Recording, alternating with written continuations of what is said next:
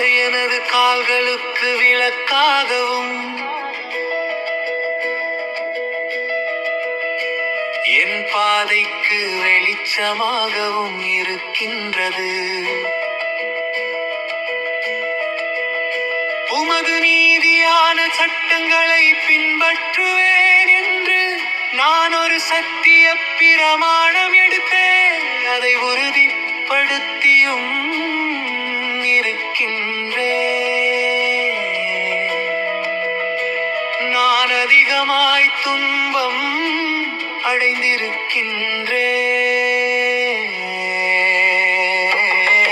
கர்த்தாவே, உமது வார்த்தையின்படியே என் வாழ்வை காத்து கொண்டருளும். கர்த்தாவே, நான் மனமு வந்து செலுத்தும் என் வாயின் துதிகளை ஏற்றுக்கொண்டருளும்.